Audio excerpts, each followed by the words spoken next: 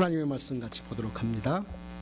하나님의 말씀은 마태복음 7장 1절에서 6절 말씀입니다.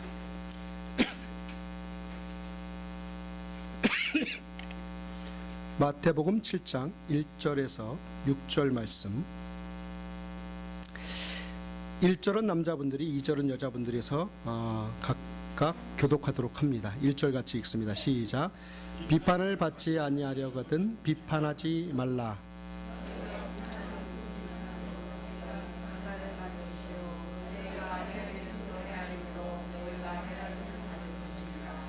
어찌하여 형제의 눈 속에 있는 티는 보고 내 눈 속에 있는 들보는 깨닫지 못하느냐.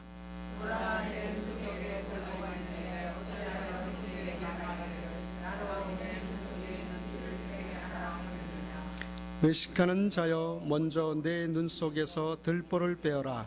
그 후에야 밝히 보고 형제의 눈 속에서 티를 빼리라.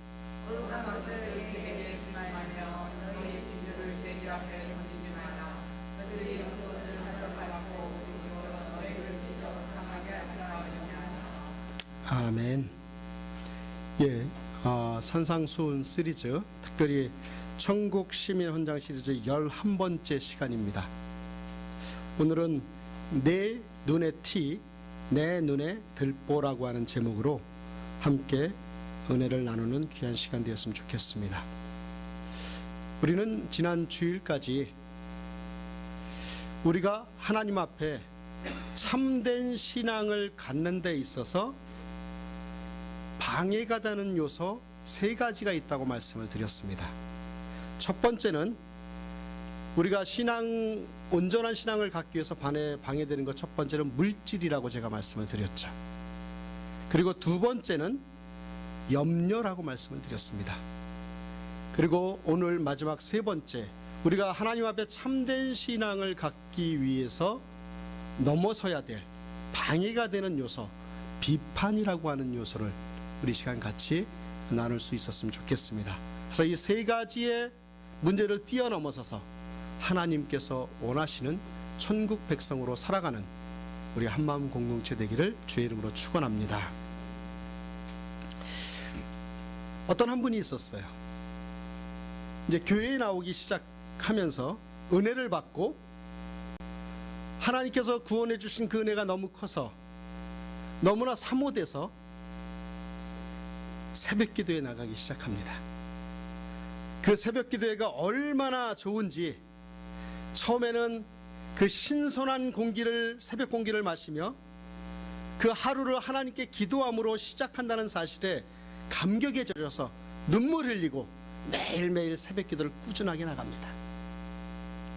새벽 기도가 딱 끝나고 나와서 교회 문을 열고 나가는 그 아침의 상쾌함, 난 뭔가 했어, 야 뿌듯해, 하나님 앞에 기도했어, 오늘 하루는 형통할 거야 라고 하는, 그렇게 문을 열어 제끼고 나가는 그 기쁨을 그 사람은 누리고 매일매일 삶을 살았습니다.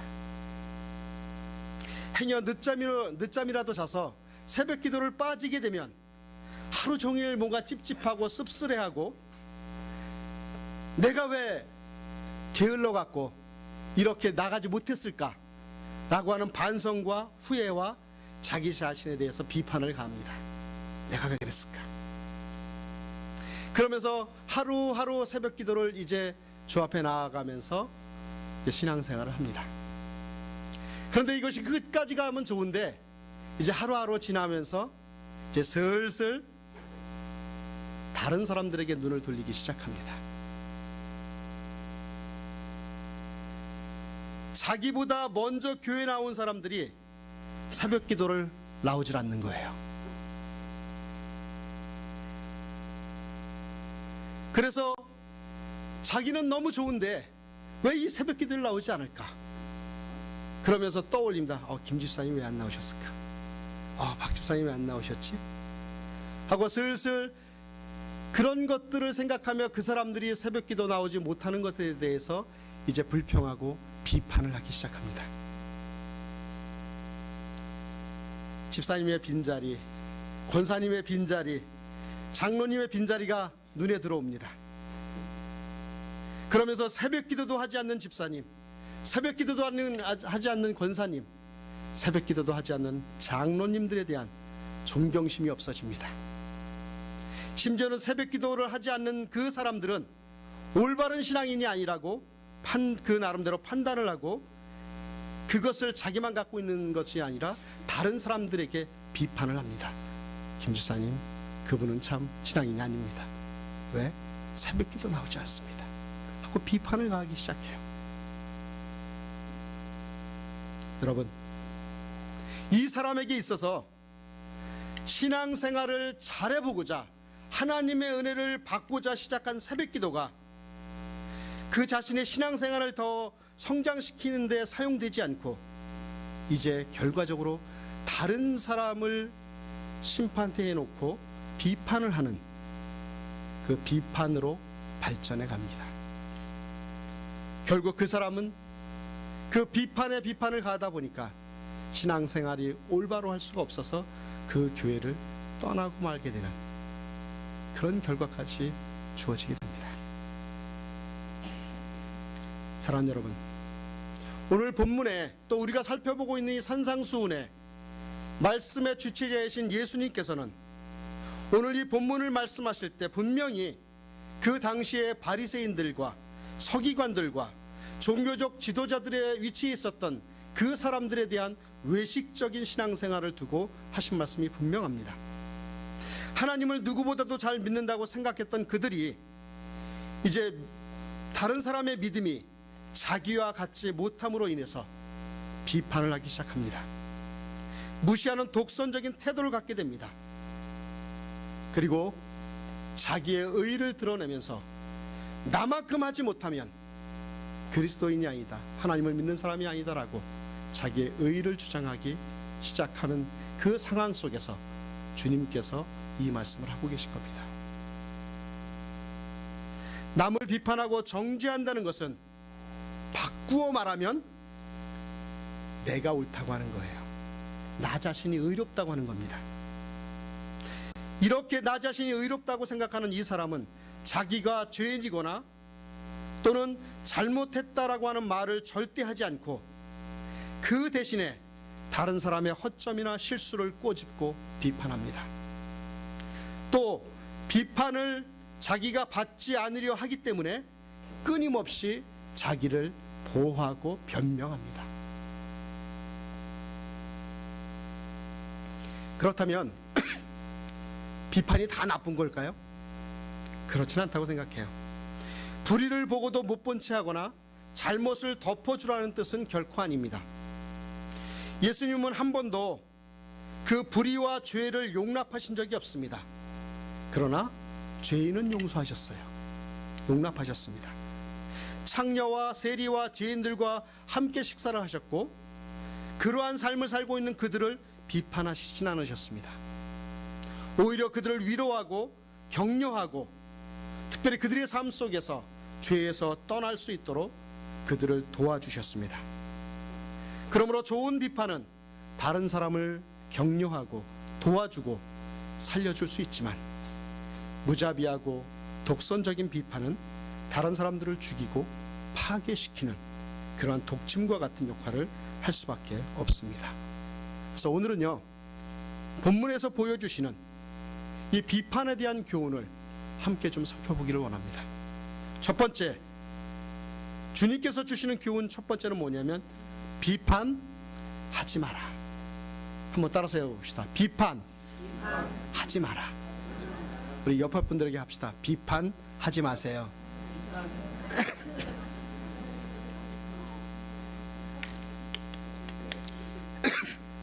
우리는요, 이 한마음이라고 하는 이 공동체, 믿음의 공동체 속에서 함께 살아가고 있고 함께 인생이 엮여져 가고 있습니다.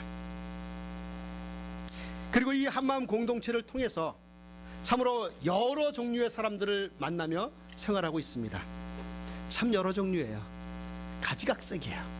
왜 이렇게들 다 다르세요? 그러나 그런 분들을 우리가 만나고 한 공동체로 살아가고 있습니다. 또한 그 중에는요, 내 마음에 드는 사람도 있고 내 마음에 들지 않는 사람도 있을 수 있어요. 물론 우리 한마음 공동체 외에 다른 공동체에 가도, 다른 사회 속에서 가더라도 내 마음에 맞는 사람이 있고 그렇지 않은 사람이 있잖아요. 그래서 어느 공동체이든 자기 마음에 드는 사람만 있는 공동체는 하나도 없습니다. 그래서 우리는 한마음 공동체 안에서 흔히 이런 경험을 좀 해요. 한번 예를 들어 볼까요? 잘 들어보십시오. 저 사람은 왠지 모르게 주는 거 없이 미워. 저 사람은 이유 없이 내 비위에 거슬려. 지금 누굴 떠올리지 마십시오. 아, 저 사람은 주는 것 없이 미워. 아, 저 인간은 인간이 덜 됐어. 저 사람은 가진 것도 없는 게 개뿔도 없는 것이 가진 척해. 야, 저 사람은 왔다 갔다 간사해. 여우 같아. 게을러. 사이코야. 저 사람은 참 더럽고 치사해. 추잡해. 돈만 알아. 노랭이야. 저 사람은 점잖은 것 같은데 위선자야. 이중인격자야. 거짓말쟁이야. 저 사람은 보기와는 다르게 너무 꼬장꼬장해. 까다로워. 뭐 등등의 이런 이야기들을 우리는 쉽게 사람들에 대해서 평가하고 비판합니다. 그러나 그렇게 다른 사람들을 쉽게 비판하는 사람들을 위해서 주님은 이 말씀을 하십니다. 1절입니다. 같이 읽습니다. 시작.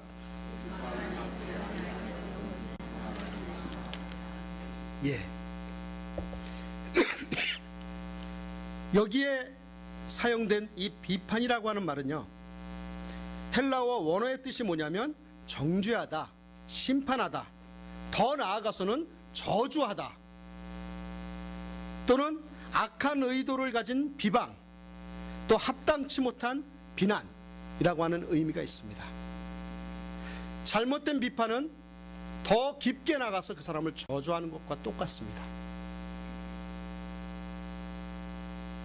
우리가 살아가면서 하는 이 비판은요, 비록 비판하는 나 자신이 선하고 의로운 사람이라 할지라도 그 비판은 불완전하고 공평하지 못합니다. 어떤 때는 자기가 비판하는 그 일에 있어서 옳은 것 같지만 다른 일에서 있어서는 나 자신도 비판받아야 될 일들이 너무나 많다고 하는 것이 우리의 인생입니다. 그렇지 않으세요? 그러므로 우리가 다른 사람을 비판해서는 안 되는 이유는 모든 사람은 죄인이기 때문에 죄가 있고 오만이 있고 편견이 있고 이기적인 동기와 욕심이 있어서 아무리 숨기려 해도 숨길 수 없다는 사실입니다. 그렇기 때문에 그 누구도 죄인이 죄인에 대해서 비판할 수 없듯이 그 누구도 비판할 수 없다고 하는 사실이에요. 그리고요, 비판하면서 야단친다고 해서 사람이 변합니까? 비판을 상대방은 움츠러들고 또 그 비판을 피할 뿐이지 그 비판을 통해서 회개하거나 변하는 것이 별로 없습니다. 우리 부인들이 조심해야 될 게 뭔지 아세요? 바가지입니다. 평생 바가지를 긁어봐야 남편이 변해요, 안 변해요? 변해요? 예? 반대요? 반대로 변해요. 오히려 더 글리 변해요. 에이, 한 번 더 가보자고? 예, 누가 한 분이 지금 주먹질을 하고 있는데 뒤에서. 그렇습니다, 여러분. 비판이라고 하는 이 전제하에 잔소리를 해봤자 변하지 않아요. 잘 변하지 않습니다. 평생을 바가지를 긁어봐야 남편은 바뀌지 않습니다. 하지만 바가지 대신 기도하며 성령이 그 사람의 마음을 감동시켜 주셔서 변화시킬 줄 믿습니다. 아무리 옳은 것도 비판을 하면 기분이 나빠서 하지 않는 것이 우리의 인간입니다. 맞긴 맞는데 기분 나빠요. 해요, 안 해요? 전 안 해요. 우리 아내가 잘 알아요. 전 안 해요. 그것이 인간이에요. 그리고 우리들은 자기와 고향이 같거나 선후배간이거나 친하거나 사랑하는 사람이라면 잘못이 있어도 잘 봐주고 비판하지 않습니다. 오히려 허물을 감싸주려고 합니다. 또 그 사람을 누가 욕하면 변명해 줍니다. 그러나 반대로 자기가 평소에 미워하고 감정이 좋지 않은 사람일 경우에는 잘하는 것도 깎아내리며 비판합니다. 가능하면 험담을 하려고 합니다. 그리고 비평거리가 생기면 주저하지 않고 그대로 쏘아붙입니다. 그렇지 않아도 평소에 긁고 싶었는데 잘됐다 싶어서 긁습니다. 확 긁어버려요. 예수님은요, 이러한 인간의 모습을 너무나 잘 아셨기 때문에 오늘 뭐라고 말씀하세요? 비판하지 말라. 우리는 누구를 비판할 자격도 없고 비판할 만한 사람도 못 됩니다. 궁극적으로 그 비판과 심판은 누가 하세요? 하나님께서 하십니다. 여러분 한번 보십시오. 어떤 사람이요, 정말 매우 어려워서 그 사람을 구제할 일이 생겼을 때 사람들은요, 자기가 도와줄 생각은 하지 않고 은근히 나보다 더 잘 사는 다른 사람들이 구제연금을 많이 해서 도와줄 것을 기대합니다. 그 어려운 사람을 내가 돕기보다는 저 사람이 돈이 많으니까 저 사람이 도왔으면 좋겠다. 그리고 심지어는 그 사람이 자기가 생각한 것보다 아주 적은 헌금을 했거나 아예 그 사람을 도와주지 않으면 괜히 난리가 납니다. 왜 돈도 많으면서 적게 도와주냐고, 지 것도 아니면서. 왜 안 도와주고, 그렇게 많이 가졌는데, 그렇게 많이 번대는데, 두 부부가 너무 열심히 돈을 많이 번대는데 왜 안 도와준대? 하고 비판합니다. 평가합니다. 지 멋대로 판단합니다. 지가 하나님이 됩니다. 평가자가 돼요. 사랑하는 여러분, 이런 사람들에게 오늘 본문은 뭐라 그러세요? 비판하지 말라. 자기 스스로 하나님 되지 말라고 하는 것입니다. 가능하면 여러분 비판하지 마십시오. 이것이 오늘 주시는 하나님의 말씀입니다. 두 번째, 예수님께서 비판하지 말라고 하신 이유는요, 비판하면 비판을 받는다. 2절을 같이 읽겠습니다. 시작.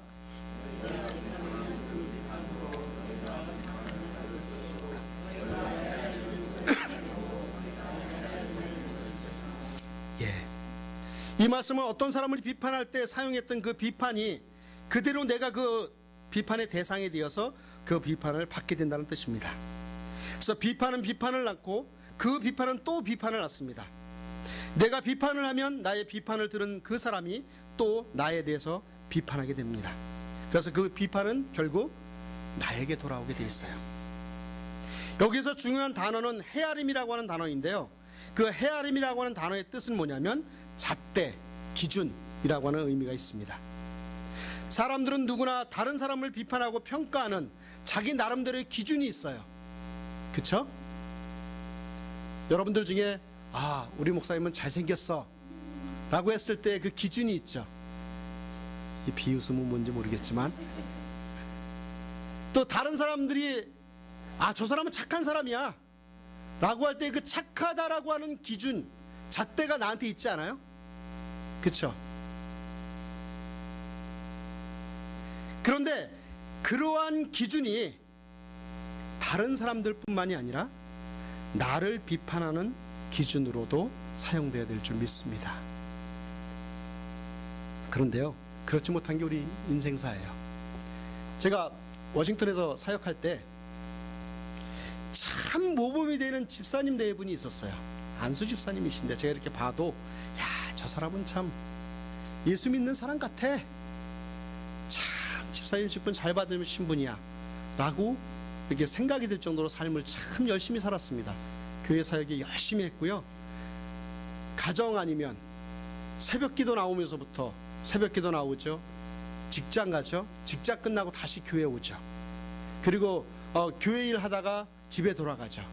그리고 밥 먹고 자고 그 다음날 아침에 새벽기도 나오죠. 그리고 유스 아이들 그 리트릿 갈 때는 꼭 휴가를 내서 유스 담당자도 아닌데 애들 운전해 주시고 같이 따라가죠. 같이 오죠. 그것뿐이겠습니까?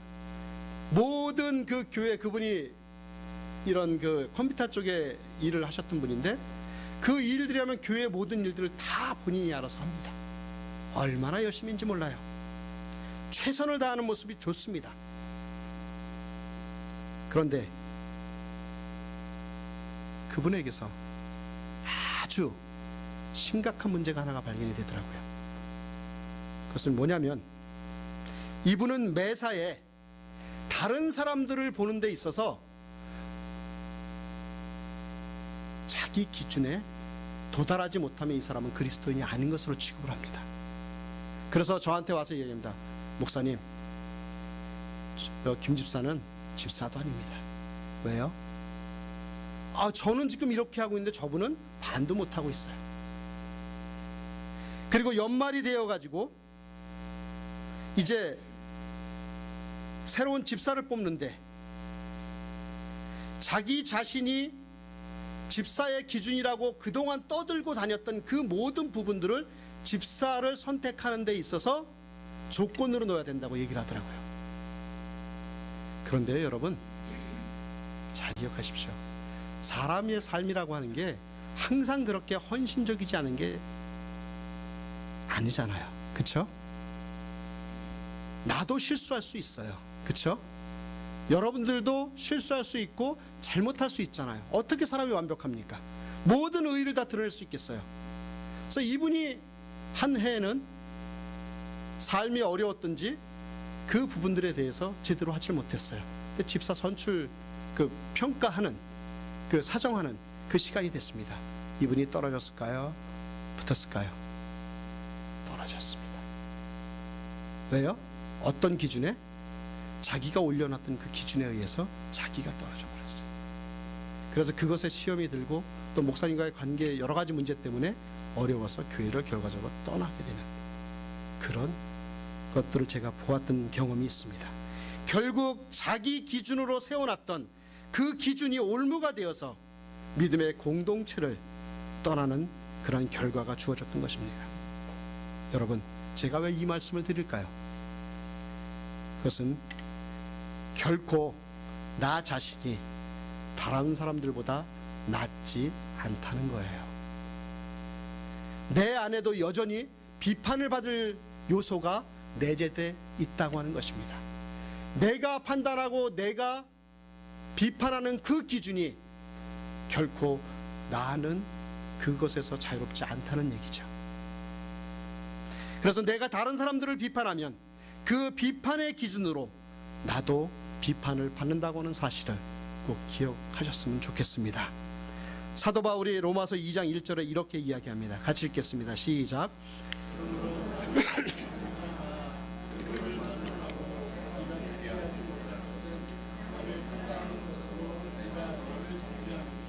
판단하는 내가 같은 일을 행함이니라.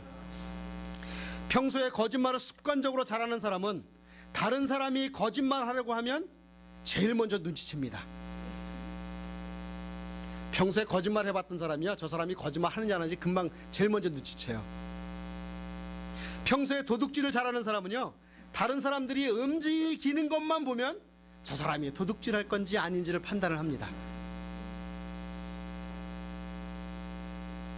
그리고 또 자기 안에 실수와 허점이 많고 죄가 많은 사람일수록 타인의 공격을 받고 비난하며 자기는 죄를 짓지 않는 척합니다. 가정에서 가정적이지 못한 남자가 밖에만 나오면 가정적인 척해요. 와이프하고 친한 척하는 경우 많이 봅니다. 너무 친한 척하는 사람 이렇게 나중에 보면은 별로 가정에서 친하지 않더라고요.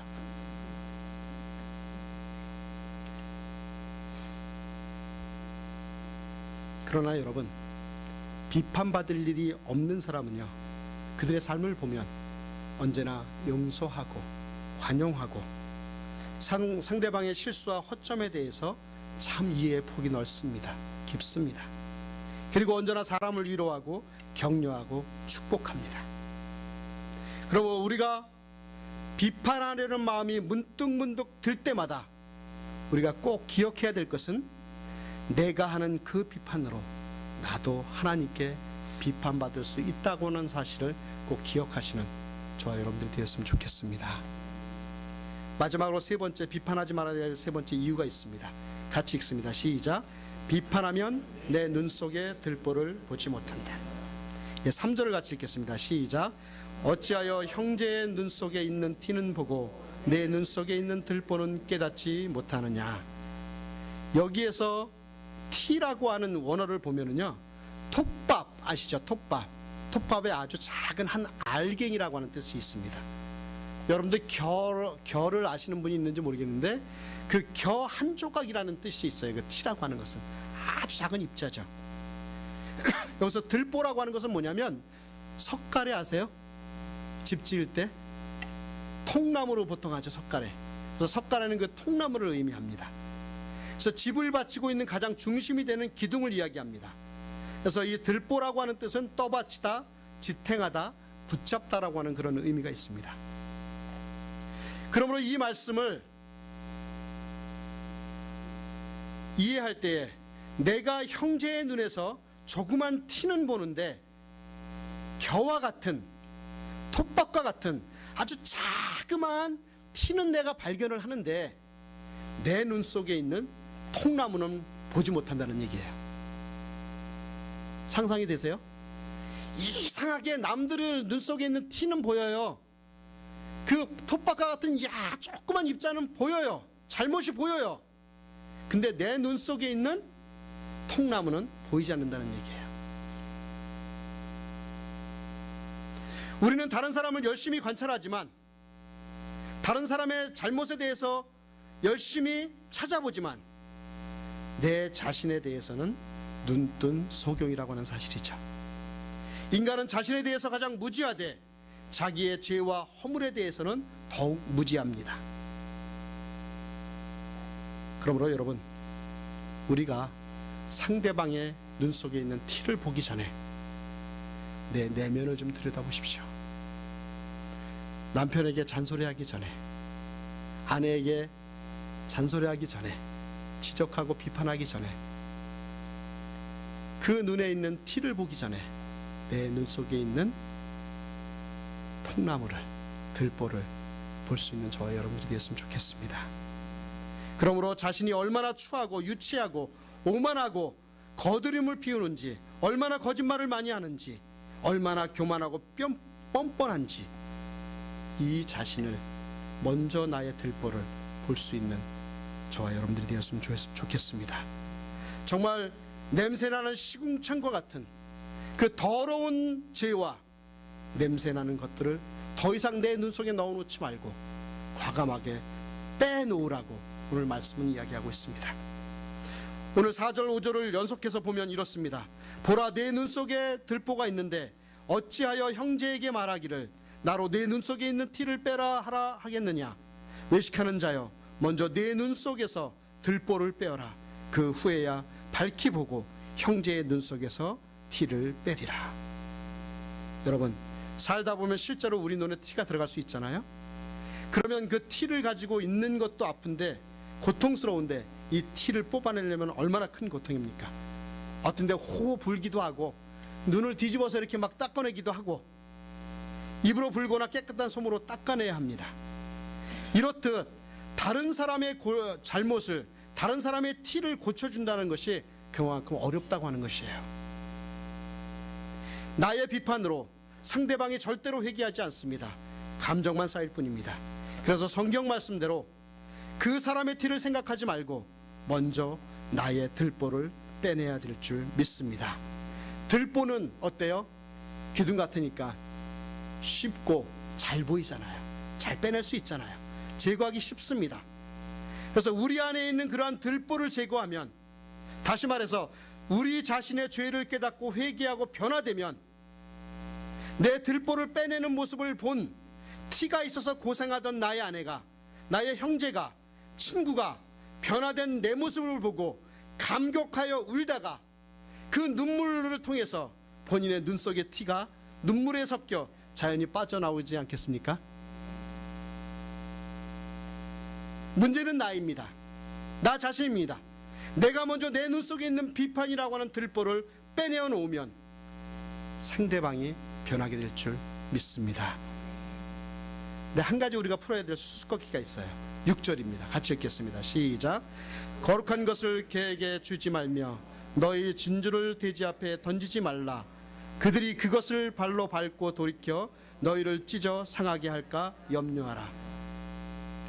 물론 이 말씀을 비판에는 부당한 비판과 정당한 비판이 있다는 것과 관련 지어서 생각해 볼 때, 아무리 정당하고 정확한 비판이라 하더라도 이것을 받아들일 준비가 상대방이 되어 있지 않다면 그 사람에게 하지 말라는 얘기입니다. 아무리 옳은, 아무리 바른 그러한 비판이라 할지라도 그것을 받아들일 상대방이 준비되어 있지 않다면 하지 말라고 하는 것이에요.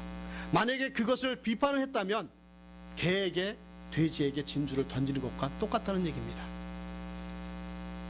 좋은 것임에도 불구하고, 정말로 필요한 것임에도 불구하고 상대가 전혀 받아들일 수 없다면, 소화할 수 없다면 그것을 강요하여 상대를 통제하고 교정하려고 하는 것 자체가 무익한 행동이라고 하는 사실입니다. 비판은 지극히 지혜롭게 사용해야 될 것입니다. 더 나아가서 거룩한 것, 진주는 예수님께서 알려주신 하나님의 뜻과 하나님의 좋은 말씀, 좋은 비판이라는 의미가 있는데, 그리고 이 개와 돼지라고 하는 이 표현은 하나님의 말씀의 가치를 모를 뿐 아니라 그것을 무시하고 욕하고 비난하는 사람들을 의미하고 있지만, 특별히 그렇게 준비되지 않은 사람에게 그 진주를 던지는 그러한 우를 범하지 말라고 하시는 말씀입니다. 사랑하는 여러분, 우리를 향한 하나님의 분명한 뜻이 말씀을 통해서 계시되었지만 사람들은 이 말씀을 기꺼이 받아들이려고 하는 준비가 안 돼 있을 수도 있습니다. 예수님을 믿는 사람이 아니라면 오늘 우리가 살펴보고 있는 이 산상수훈을 그들이 받아들일 수 있을까요? 그렇지 않습니다. 그러나 우리가 끊임없이 기도하며 노력해야 될 부분은 이 말씀을 받아들일 준비가 되어 있도록 그들을 위해서 기도하며 우리가 함께 나아가야 될 줄 믿습니다. 일방적으로 남에게 지혜롭지 못하게 그 지혜를 사용함으로 인해서 해를 가져올 수도 있지만, 아무쪼록 저와 여러분들은 이 예수님의 말씀, 하나님의 말씀을 사용해서 여러분의 생각과 행동, 그 삶을 저울질하고 비판하고 고쳐가며 또 다른 사람들이 이렇게 예수님의 말씀을 근거로 하여 일생을 살아가도록 자극하며 격려하면서도 하나님께서 주시는 지혜와 능력을 따라 그들에게 주의 말씀을 먹이는, 또한 그러므로 말미암아 천국 시민으로 살아가는 저와 여러분들 되시기를 주의 이름으로 축원합니다. 따라서 해봅시다. 비판하지 맙시다. 비판 지혜롭게 합시다. 기도하겠습니다.